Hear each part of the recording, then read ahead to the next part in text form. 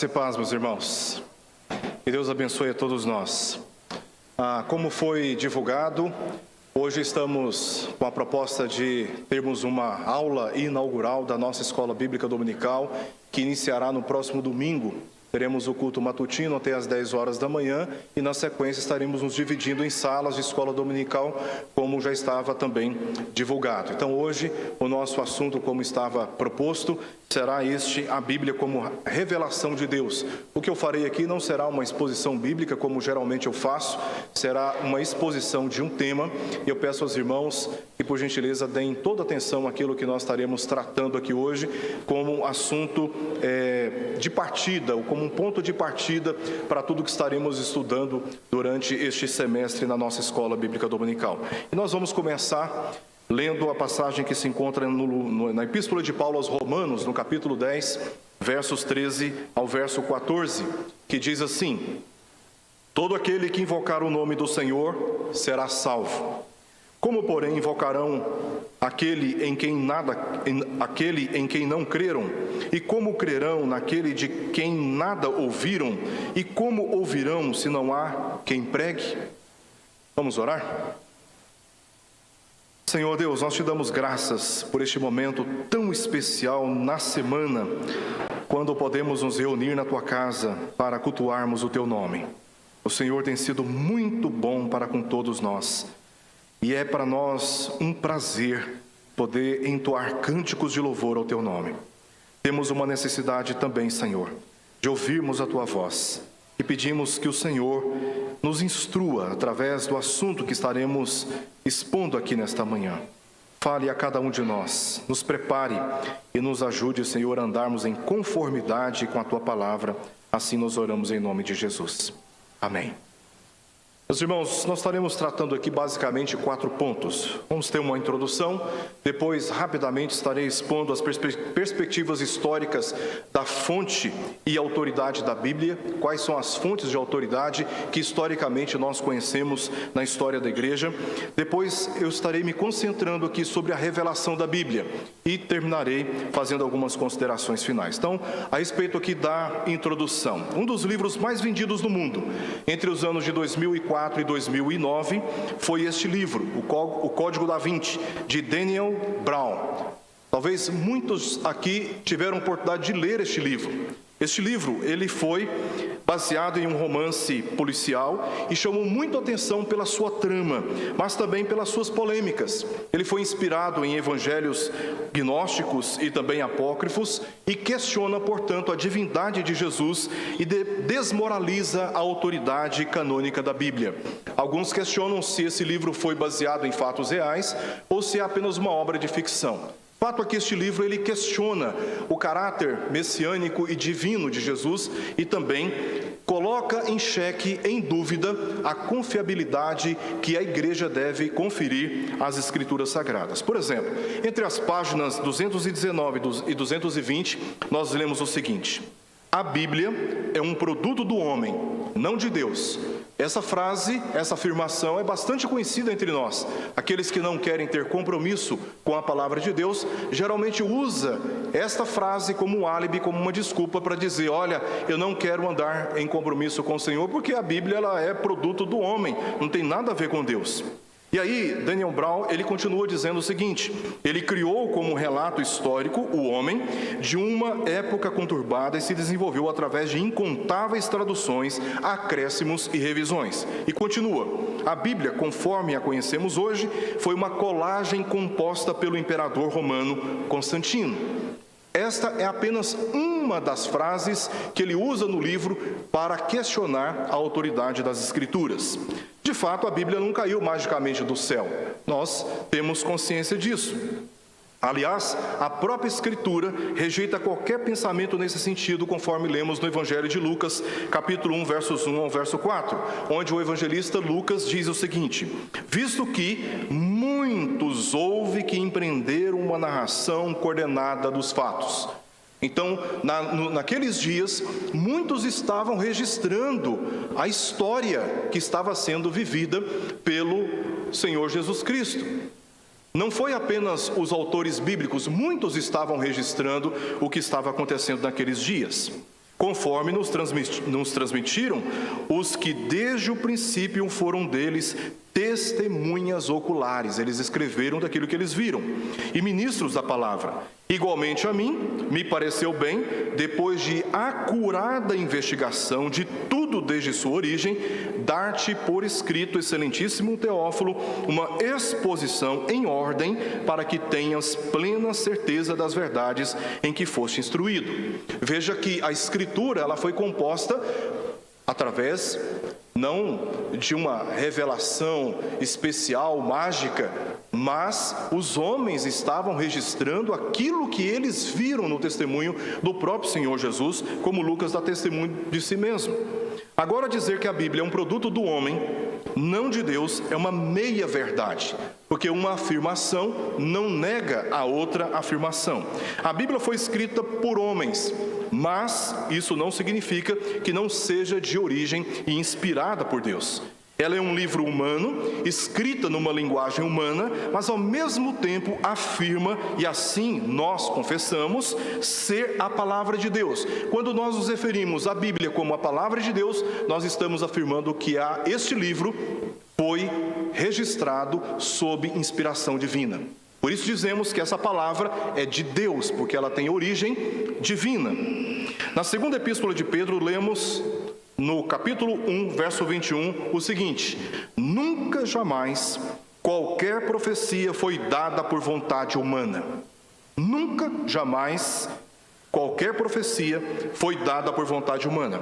Entretanto, homens santos falaram da parte de Deus, movidos pelo Espírito Santo. O verbo traduzido aqui por movidos é feromenoi. Feromenoi é uma palavra grega cuja raiz lexical, fero, significa literalmente carregar. Isso nos ajuda a entender o processo da revelação divina àqueles que registraram. Os autores bíblicos foram, assim, conduzidos pelo Espírito Santo, guiados pelo Espírito Santo, movidos pelo Espírito Santo. O Espírito conduziu o quê?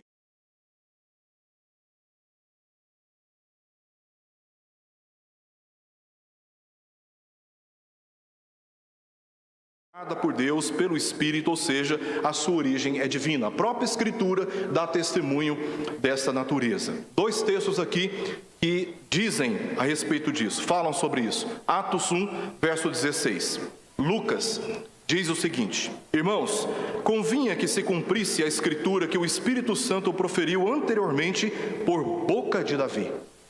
A Escritura que o Espírito Santo proferiu anteriormente por boca de Davi acerca de Judas, que foi o guia daqueles que prenderam Jesus.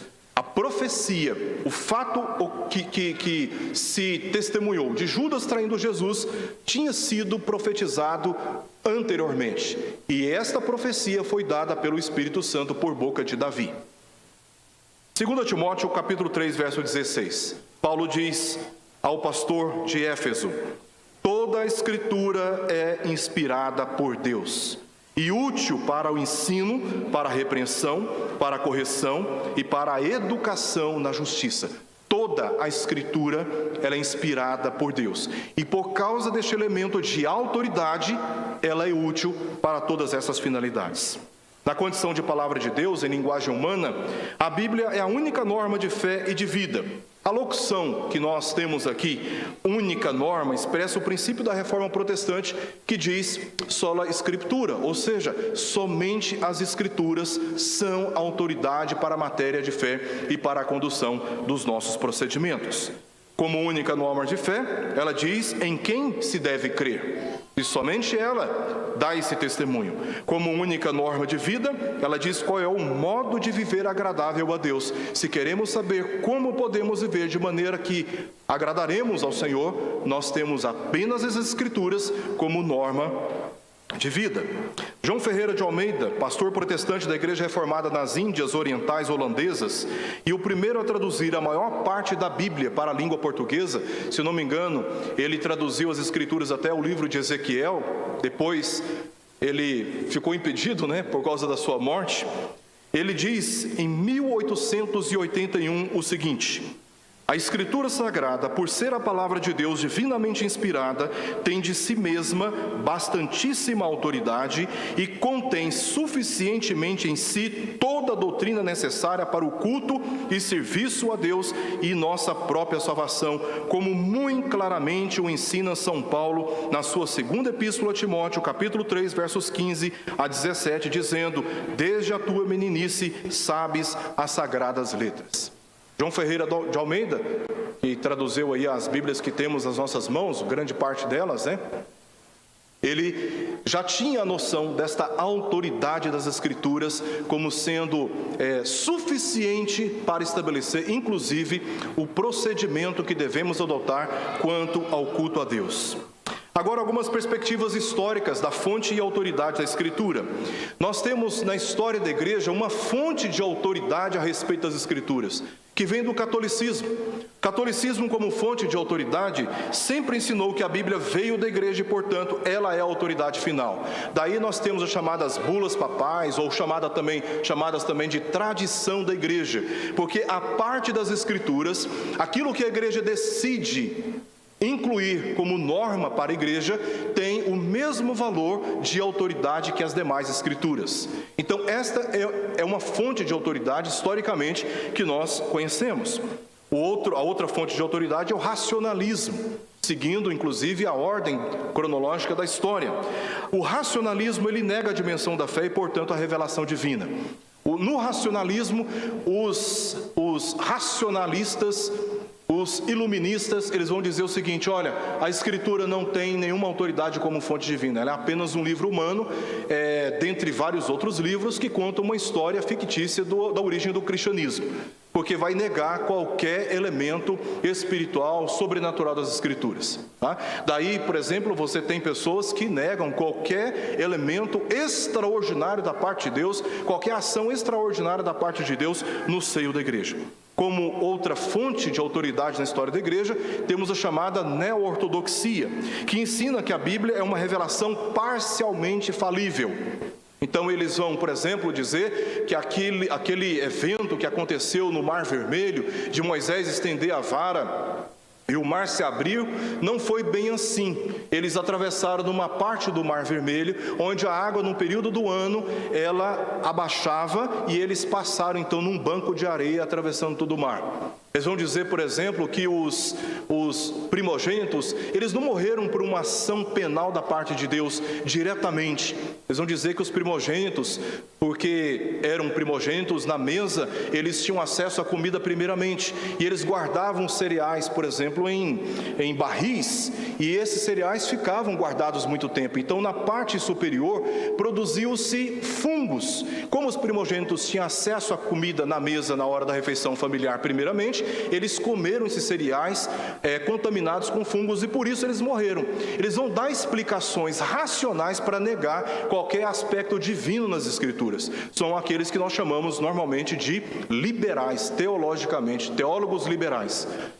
Eles vão negar os milagres, eles vão negar a ação do Espírito Santo e eles vão apenas dizer que parte das Escrituras realmente é comprovável. O restante é apenas ilusões, ficções que os primeiros cristãos criaram para defender a sua religião diante do Império Romano. Nós temos como outra fonte de autoridade, isso período da Idade Média, e depois nós tivemos, a partir do século XIX, uma outra fonte de autoridade chamada de misticismo. No misticismo, os místicos, eles vão dizer que a Bíblia é compreendida pela intuição ou sobrenaturalmente.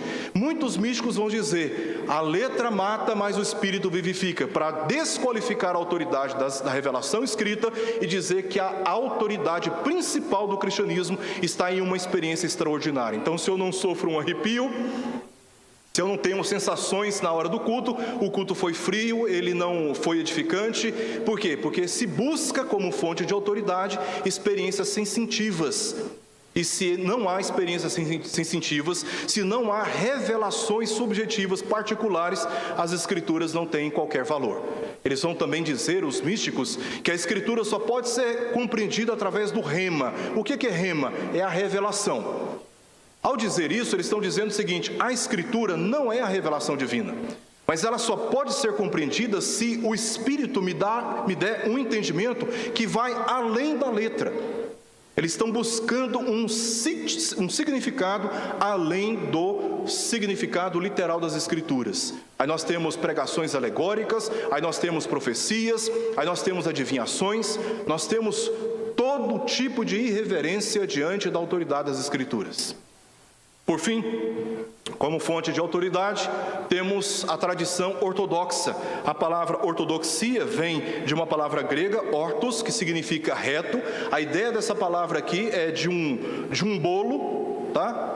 Só para ilustrar, um bolo, uma parte está perdida, deu fungo. Então você vem com a faca e corta retamente, separando aquela parte boa da parte ruim. A ortodoxia traz exatamente este entendimento. É a separação da parte boa em relação à parte ruim. Portanto, a tradição ortodoxa vai ensinar que a Bíblia é a revelação final da verdade de Deus, única regra de fé e prática. A Escritura é suficiente e a autoridade final em matéria de fé e em matéria também de conduta humanas. Então, nós temos na história da igreja várias tradições relacionadas com a autoridade das Escrituras, e a nossa tradição ela é ortodoxa. Nós cremos que o culto é normatizado pelas Escrituras. Nós cremos que o comportamento humano é normatizado pelas Escrituras. Nós cremos que a fé é normatizada pelas Escrituras. E aquilo que está fora das Escrituras deve ser rejeitado, deve ser resistido pela igreja, assim como os reformadores no século XVI fizeram no seio da Igreja Católica, de tirar do culto tudo aquilo que as Escrituras não normatizavam em matéria de fé e de conduta humana. Bom, vamos nos concentrar aqui na revelação bíblica. Quando falamos sobre revelação bíblica, nós estamos falando basicamente de 3 processos históricos. Primeiro, a revelação divina propriamente dita aos autores bíblicos. Eles foram movidos pelo Espírito Santo, eles receberam da parte do Espírito Santo a influência, a condução ou a indução para registrarem aquilo que era a vontade de Deus. Em segundo lugar, processo de inspiração, que também tem fonte divina dos autores bíblicos aos seus destinatários, tanto na fala como na escrita. Os autores bíblicos, eles pregavam e as pregações eram movidas pelo Espírito Santo. Por isso se tornaram fundamentos da igreja cristã primitiva.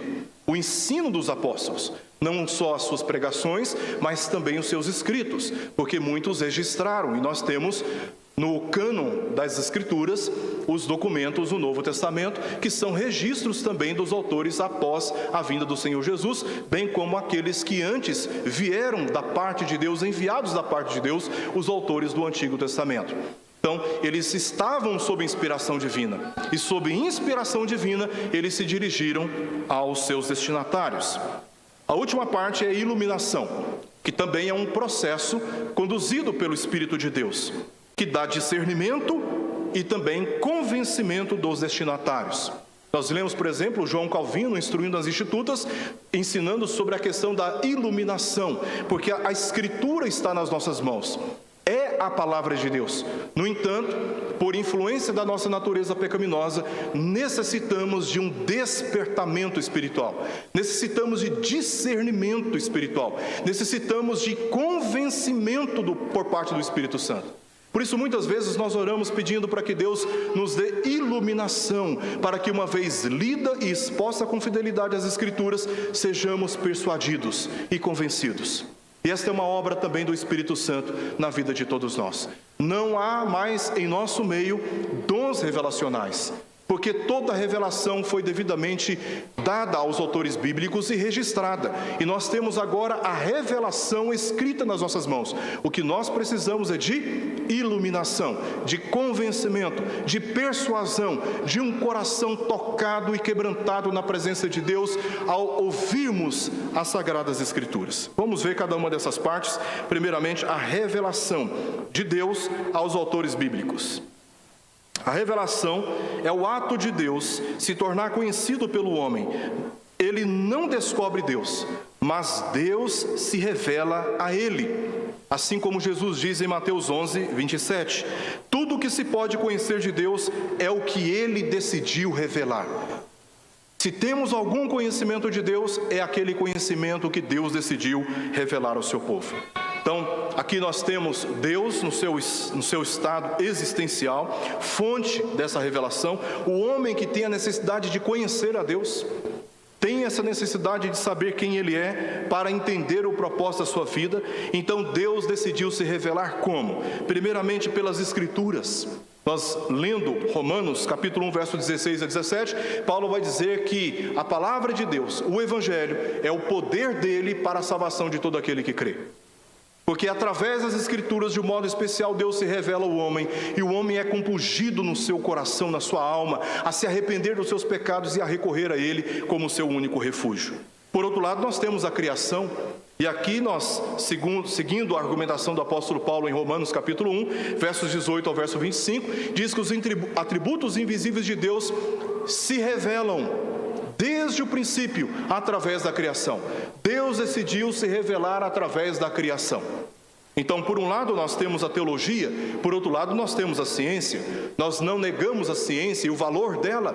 Quando examinamos o espaço, quando examinamos o corpo humano, quando examinamos a natureza, só podemos chegar a uma conclusão: Deus existe. E se não temos uma concepção profunda e madura sobre a criação formada por Deus, alguém vai dizer assim: alguma coisa aconteceu de forma inteligente para determinar a criação de todas as coisas. Que a ciência também, ela nos dá a noção de que existe um ser superior que criou todas as coisas e de forma inteligente. A revelação geral inclui todos os meios à parte de Cristo e da Bíblia.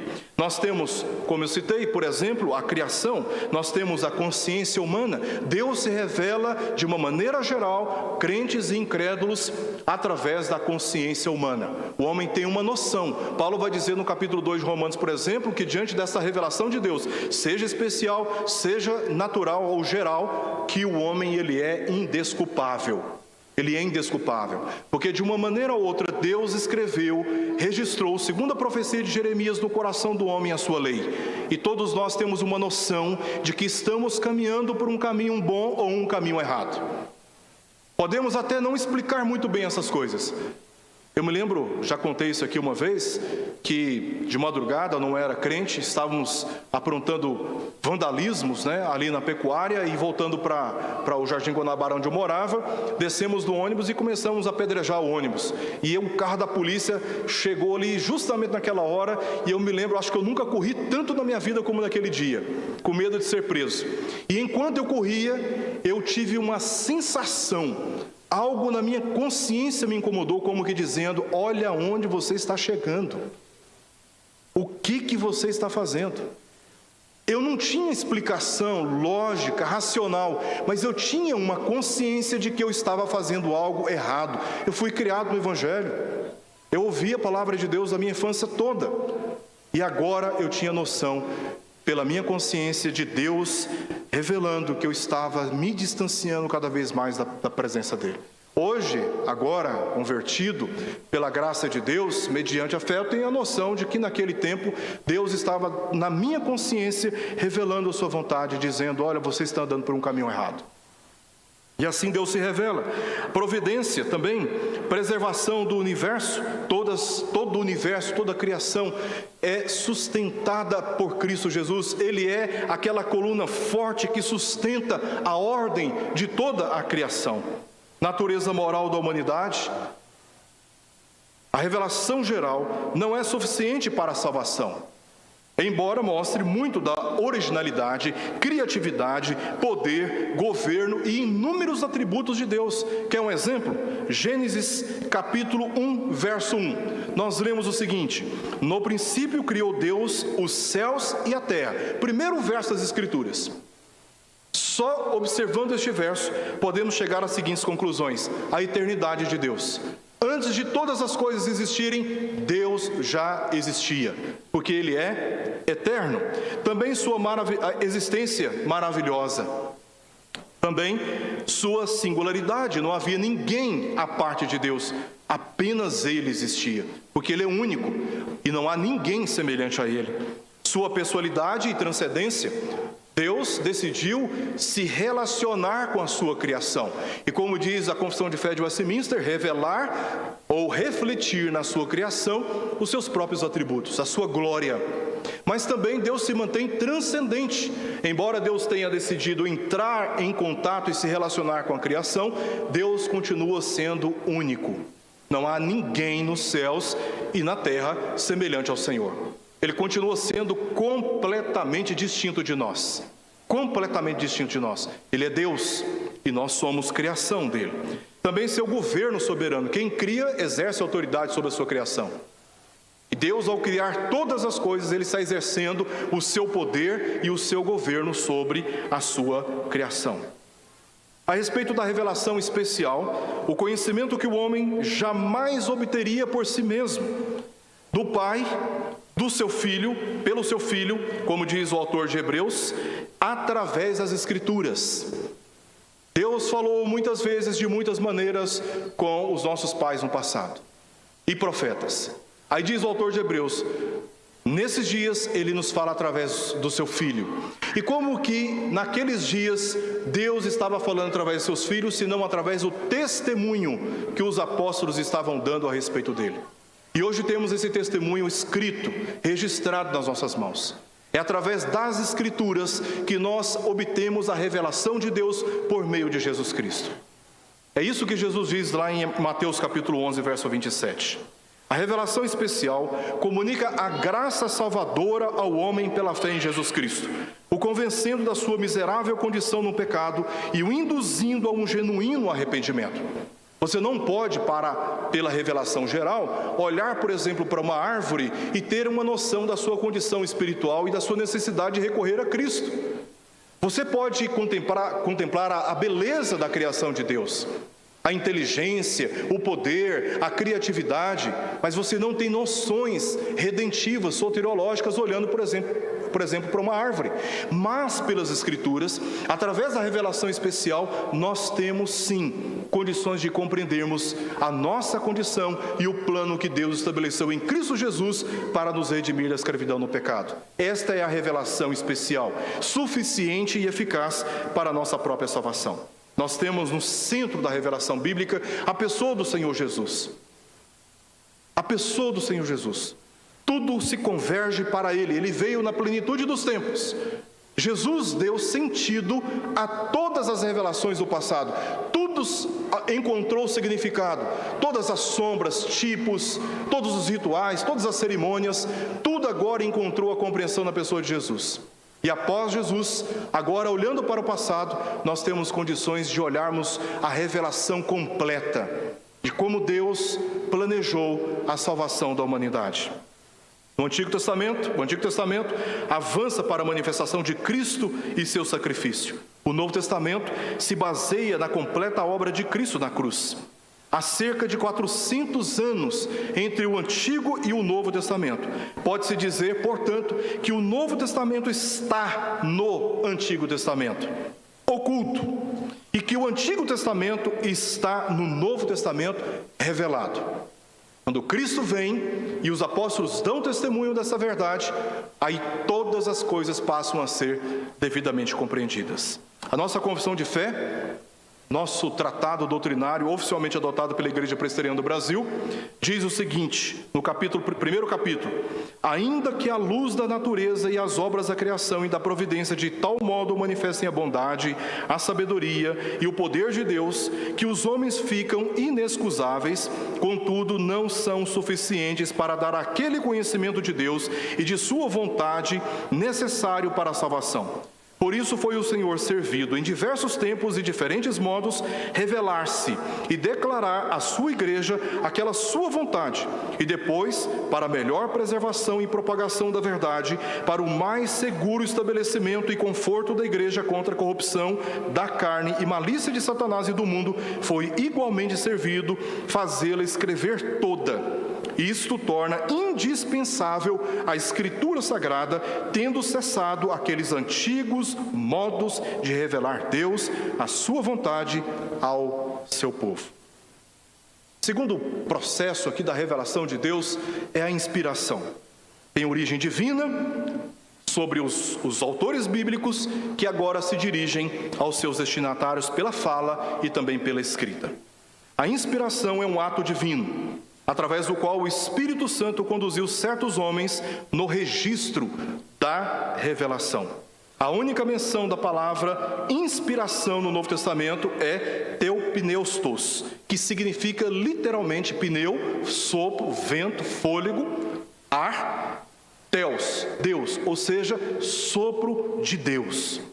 Deus soprou, literalmente, sobre a mente e o coração dos autores bíblicos.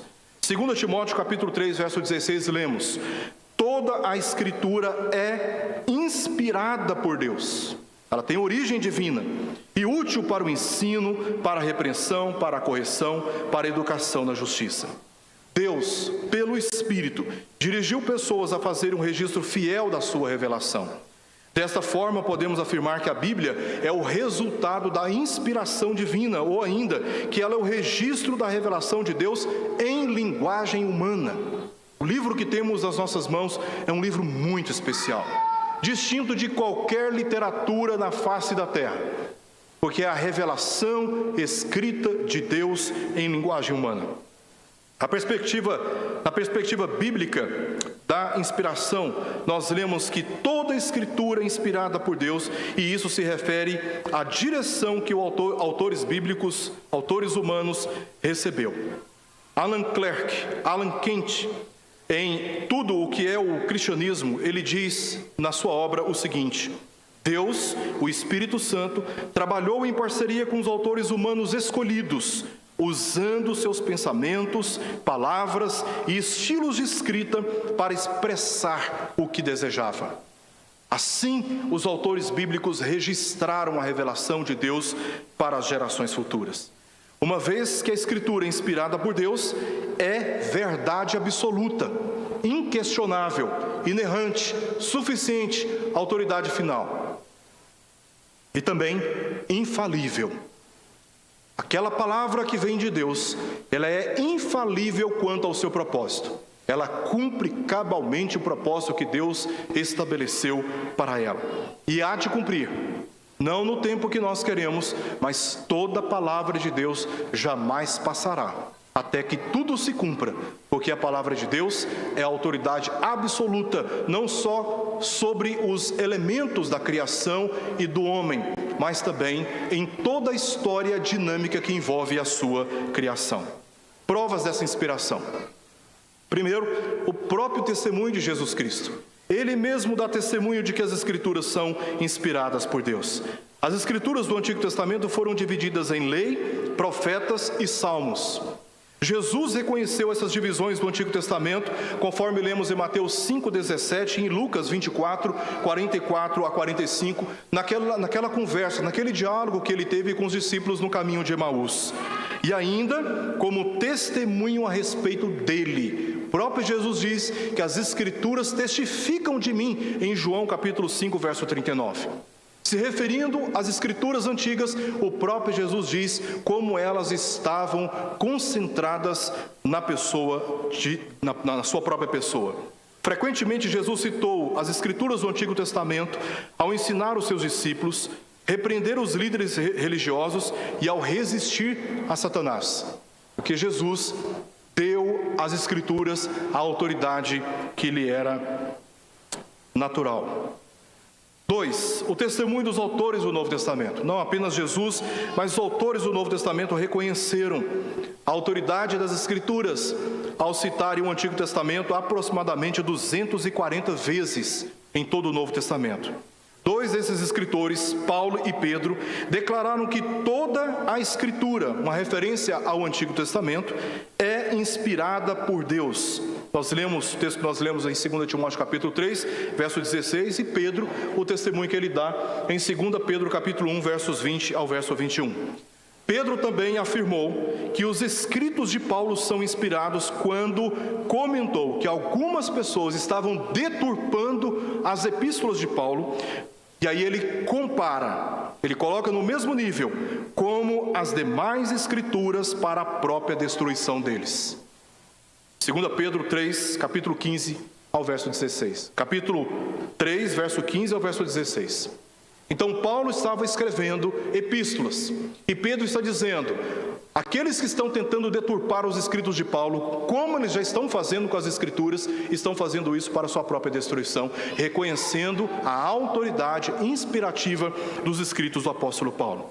Em terceiro lugar, o testemunho das profecias de Jesus, dos autores do Novo Testamento e também das profecias. A profecia bíblica é a revelação da vontade de Deus, abrangendo todos os tempos, a qual prevê, portanto, eventos futuros. Existem, por exemplo, 33 profecias cumpridas sobre a vida de Jesus. Lendo o Novo Testamento, você encontra sentido para o Antigo Testamento, por causa das profecias. E nisso é revelada uma unidade impressionante das Escrituras. Antigo e Novo Testamento. 39 livros no Antigo, 29 livros no Novo. E eles se completam, como já mencionamos aqui. Também pela unidade da Bíblia. A Bíblia possui 66 livros, divididos em 2 testamentos, os quais se dividem em Antigo Testamento e Novo Testamento. Os livros que compõem a Bíblia foram escritos por cerca de 40 autores que utilizaram 3 línguas distintas, hebraico, aramaico e grego, apresentando diferentes narrativas ao longo de 15 séculos.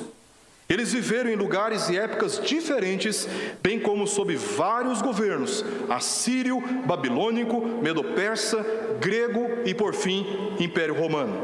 Quando tais escritos são colocados juntos, revela-se uma unidade espantosa. Temas, fatos, princípios indicam que uma mente estava coordenando seus registros, com a intenção de estabelecer uma unidade coerente e também consistente. É fato que algumas partes das Escrituras não são fáceis de entender. Há momentos em que lemos passagens da Bíblia que nós não entendemos, ignoramos, pulamos e vamos para textos mais fáceis, porque há partes nas Escrituras que realmente são difíceis de serem compreendidas. E para nós que somos estudiosos das Escrituras, também é muito difícil interpretar certas passagens das Escrituras. Isso é fato. Porém, aquilo que é necessário para a conversão de um incrédulo à fé e obediência é de fácil compreensão e não apresenta contradições ou caráter duvidoso. A história das Escrituras, a revelação das Escrituras é de fácil compreensão e é suficiente para a nossa salvação e santificação. O foco bíblico está no amor redentivo de Deus ao homem, por meio de Jesus Cristo. Quero pedir aos irmãos que abram, por favor, 1 Timóteo, capítulo 1, verso 15.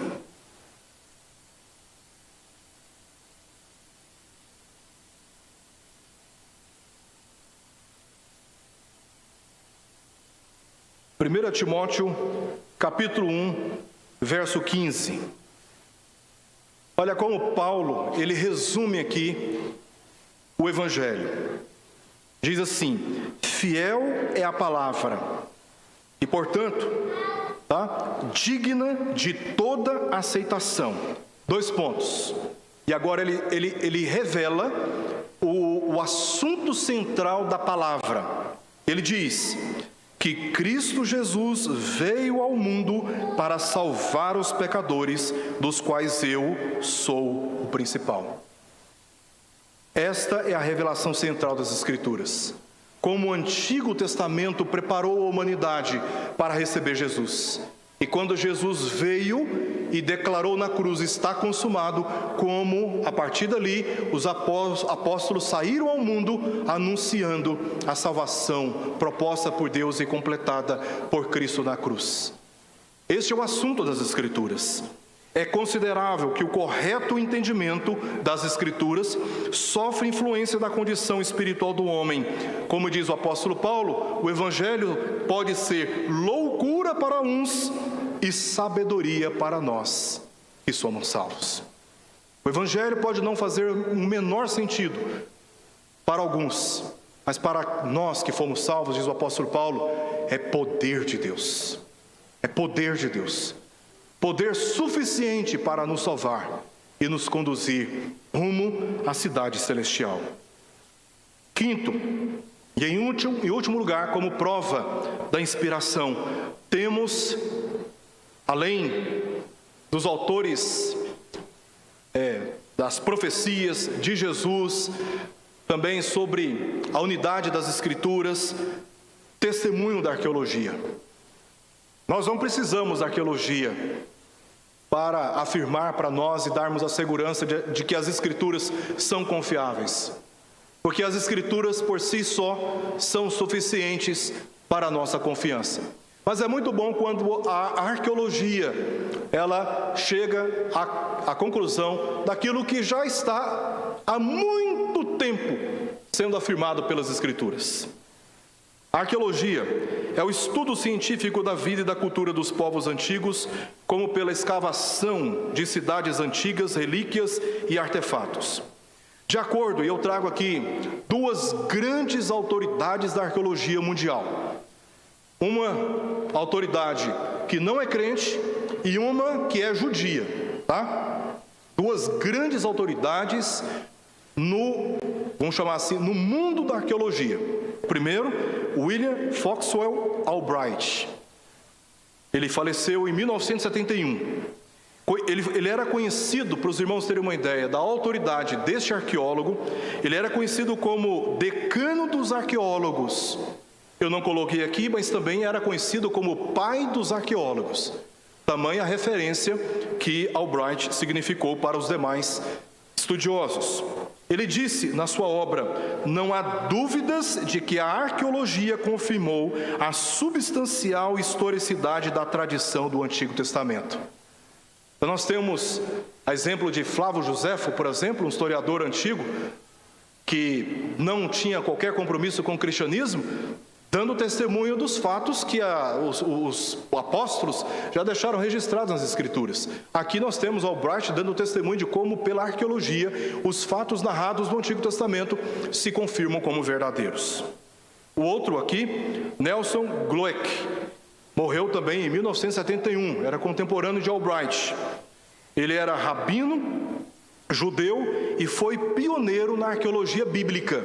Ele se dedicou especialmente neste foco.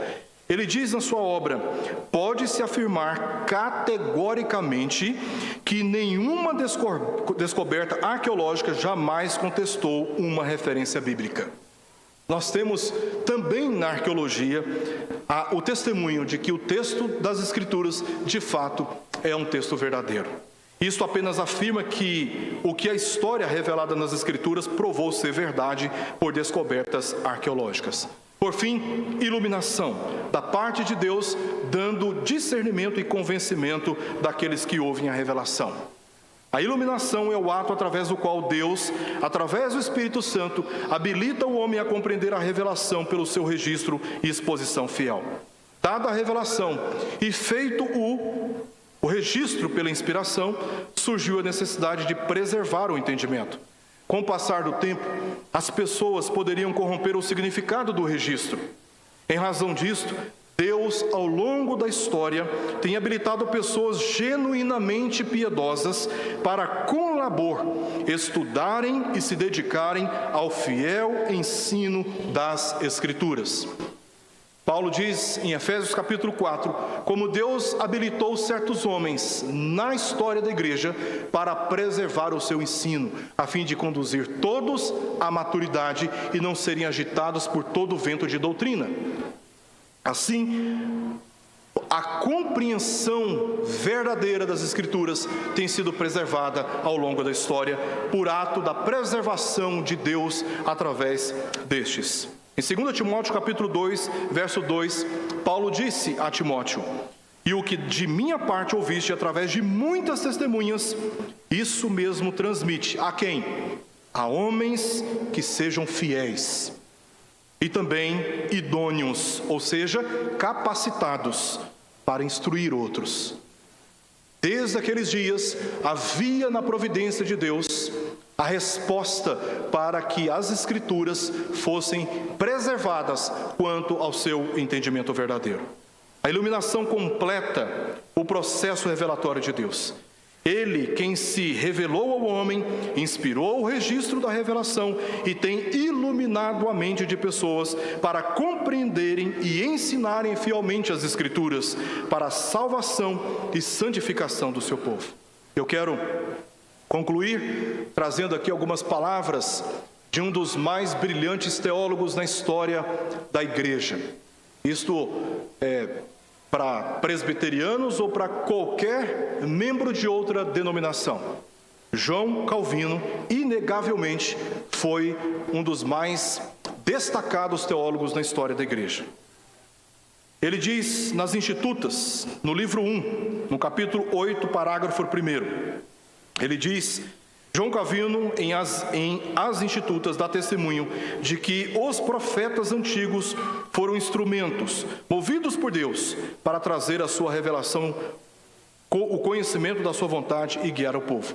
E conclui, defendendo a permanência fiel daquilo que já foi revelado pelo Espírito aos apóstolos, como doutrina final do Evangelho para a igreja. Ele diz o seguinte: não é função do Espírito que nos foi prometido configurar novas e inauditas revelações ou forjar um novo gênero de doutrina, mediante a qual sejamos afastados do ensino do Evangelho já recebido, ao qual sua função é selar-nos na mente aquela mesma doutrina que é recomendada através do Evangelho. Vamos orar?